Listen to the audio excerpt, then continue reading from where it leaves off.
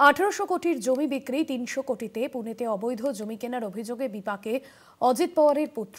চুক্তির stamp duty বাবদ মাত্র 500 টাকা দেওয়ার অভিযোগ উঠেছে। দ্রুত পদক্ষেপ নেওয়ার নির্দেশ মুখ্যমন্ত্রী দেবেন্দ্র ফডনবিসের।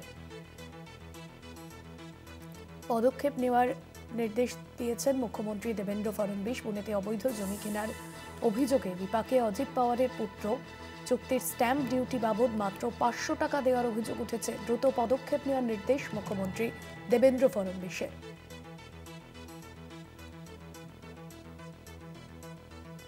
অজিত পাওয়ারের পুত্রের বিরুদ্ধে অভিযোগ সামনে আসছে।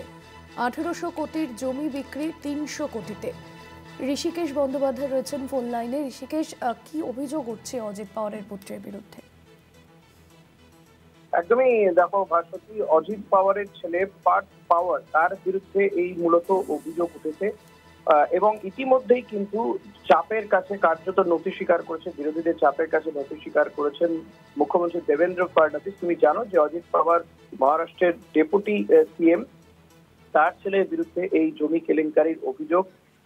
পুনেতে একটি জমি, প্রায় 40 একর একটি জমি, সেই জমি যেটার মূল্য 1800 কোটি টাকা, সেই জমি অজিত পাওয়ারের ছেলে পার্থ পাওয়ারকে বিক্রি করা হয়েছে মাত্র 300 কোটি টাকায়। শুধু তাই নয়, যার স্ট্যাম্প ডিউটি হওয়া উচিত প্রায় 21 কোটি টাকা, তার স্ট্যাম্প ডিউটি ধার্য করা হয়েছিল মাত্র 500 টাকা। তুমি বুঝতেই পারছো যে এখানে ঠিক দুর্নীতিটা কোন পর্যায়ে হয়েছে বলে অভিযোগ করা হচ্ছে।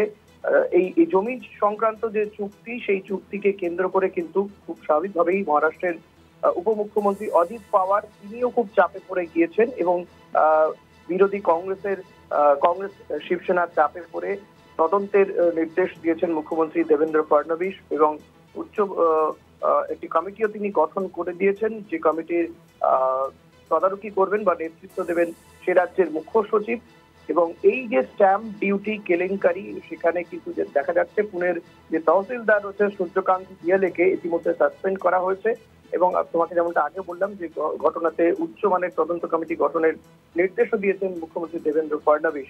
সব মিলিয়ে কিন্তু শিবসেনা এবং কংগ্রেসের চাপে কার্যত নথি স্বীকার করতে হচ্ছে দেবেন্দ্র ফডনবিস। তবে এ নিয়ে অজিত পাওয়ারকে সাংবাদিকরা প্রশ্ন করলে তিনি বলেছেন যে তিনি এই ধরনের ঘটনাকে কখনোই মান্যতা দেন না বা তার পরিবারে কেউ এই ধরনের ঘটনার সঙ্গে যুক্ত রয়েছে বলে তিনি মনে করেন না। তবে সবকিছু ডিপেন্ড করছে তদন্তের উপরে, তদন্ত হলে সবকিছু জানা যাবে।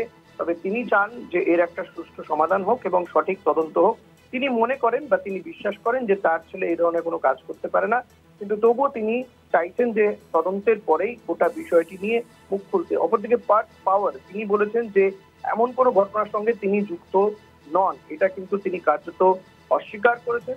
তবে পুনের ডেপুটি রেজিস্ট্রার রবীন্দ্র তারুকেও মধ্যে সাসপেন্ড করা হয়েছে বলে জানা যাচ্ছে। অবৈধভাবে লেনদেনের জন্য, লেনদেন নিবন্ধনকরণ বা রেজিস্টার করার জন্য কিন্তু তাকে ইতিমধ্যে সাসপেন্ড করা হয়েছে। তো বুঝতেই পারছো যে মহারাষ্ট্র সরকার এই জমি কেলেঙ্কারিতে বা জমি স্ট্যাম্প ডিউটি ফাঁকি দেওয়ার কেলেঙ্কারিতে কার্যত নাস্তানাবুদ হতে চলেছে অজিত পাওয়ারের ছেলে পার্থ পাওয়ারের এই কাণ্ডের জন্য এবং মুখ পুড়তে চলেছে বিজেপির। এর আগেও আমরা জানি যে অজিত পাওয়ারের বিরুদ্ধেও বড়সড় ঘোটালা বা দুর্নীতির অভিযোগ ছিল, যেটা পরবর্তীতে তিনি এই বিজেপি সরকারে আসার পরে তার স্ত্রীর বিরুদ্ধে ওঠা অভিযোগ, সেই অভিযোগ নস্যাৎ করে দেয় ইনকাম ট্যাক্স ডিপার্টমেন্ট। সেই মামলাই খারিজ করে দেওয়া হয়।